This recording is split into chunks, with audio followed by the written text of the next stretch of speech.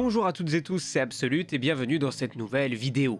Avant de commencer, je tiens juste à vous informer que j'ai ouvert une nouvelle chaîne de clips sur laquelle je vais vous présenter tout un tas d'infos concernant Star Wars en quelques minutes seulement. Donc vous l'aurez compris, c'est une chaîne de format court pour traiter de tout un tas de sujets que je ne peux pas traiter ici, ou bien tout simplement pour vous tenir informé de l'actualité de Star Wars quand des informations nous seront données. Vous pouvez voir dès à présent le nom de cette chaîne à l'écran et je vous laisse bien sûr un lien en description si vous souhaitez aller vous abonner, ce serait vraiment super sympa. Mais bref, place à la vidéo. Le dernier épisode de la série animée Bad Batch a de nouveau mis en lumière quelque chose de super intéressant concernant le personnage de Palpatine, car comme vous le savez sûrement, celui-ci nous cache énormément de choses. Et on a bien vu qu'il avait été capable de complètement retourner l'opinion des sénateurs, alors que la chose lui était pourtant défavorable dans le cas de la situation de Kamino et de sa destruction, ce qui lui avait permis ensuite de lancer officiellement le projet des Stormtroopers. Mais la chose sur laquelle je veux revenir aujourd'hui, c'est sur les éventuels projets secrets qui seraient menés par Dark Sidious et ses fidèles associés.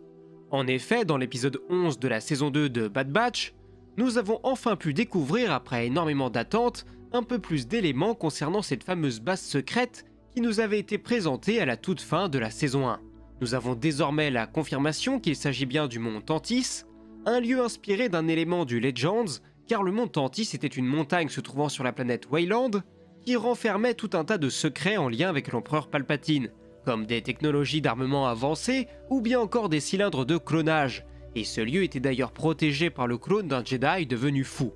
Ce lieu était redécouvert par le grand amiral Thrawn après le retour du Jedi pour se servir de tout cet équipement dans sa campagne de reconquête contre la Nouvelle République. En vous disant tout ça, je pense que ça suffit déjà à vous hyper et à vous faire comprendre l'importance de tout ce qui nous est présenté. Mais ce n'est pas tout. L'essentiel de cet épisode, c'est de nous raconter la suite des épisodes 18 et 19 de la saison 2 de The Clone Wars, dans lesquels la République faisait la découverte d'une impressionnante créature sur Malastar, la bête de Zillo, une créature gigantesque qui se nourrit de l'énergie pour accroître sa taille et donc sa force, et dont la carapace qui la couvre se montre particulièrement résistante aux sabres laser ou aux blasters. Une fois déplacée sur Coruscant, celle-ci finit par s'échapper, ce qui engendre pas mal de soucis, mais une fois de nouveau sous la coupe du chancelier, celui-ci mandate une scientifique afin de mener des recherches concernant la créature, afin de trouver un moyen de la cloner. Et depuis cet épisode, nous n'avions plus jamais entendu parler de cette histoire, et nous allons enfin pouvoir avoir le fin mot de cette histoire, ou presque. Et oui, presque, car malheureusement nous n'avons pas encore toutes les clés, mais ce que nous savons, c'est que Palpatine est bien parvenu à trouver un moyen de faire cloner la créature, puisque dans le dernier épisode, les membres de la Bad Batch ont le malheur de découvrir une version miniature de la créature qui va devenir en très peu de temps un problème d'une bien plus grande envergure. Et ce à un point tel que l'Empire en est rendu à mobiliser pas moins de 3 croiseurs Venator pour intervenir directement sur place.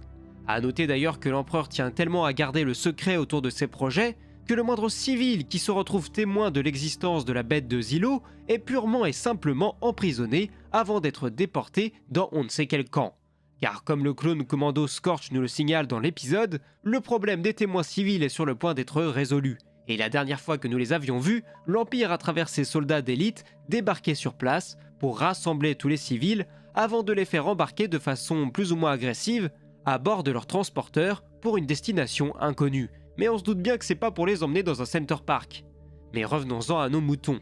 Le mont Tantis abrite tout un tas de secrets, mais qu'est-ce que nous savons sur celui-ci à cet instant T ?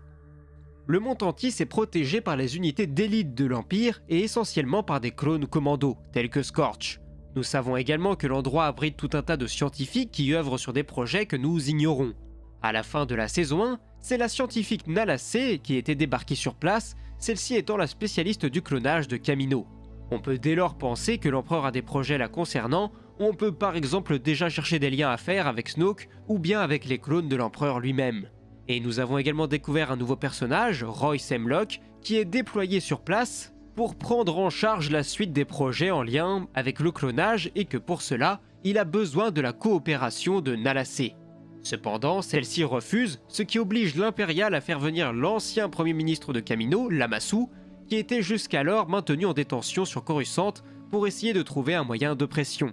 Ce moyen s'avérant être nul autre qu'Omega, un clone féminin de Jango Fett qui était particulièrement proche de la Kaminoenne, Car pour rappel, dans la saison précédente, Nala Se avait engagé la chasseuse de primes Fennec Shand pour récupérer Omega et la protéger de l'Empire, mais essentiellement dans un premier temps de son compatriote Lamassu, le Premier ministre, qui cherchait déjà à lui mettre la main dessus. Dès lors, nous savons que les Kaminoans ont également pu mettre des projets de clonage en chantier de leur propre côté, sans avoir forcément l'aval de l'Empire. Ce qui a d'ailleurs poussé Palpatine à faire orchestrer la destruction de Kamino afin de s'assurer du contrôle exclusif de tout ce qui concernait ce domaine bien particulier. Et au-delà de ça, nous savons via cet épisode que le monde Tantis est régulièrement approvisionné via ses vaisseaux, dont celui qui nous intéresse dans cet épisode qui transportait la bête de Zillo. Alors est-ce que tous ces vaisseaux transportent le même type de créature? C'est une hypothèse qui est forcément envisageable.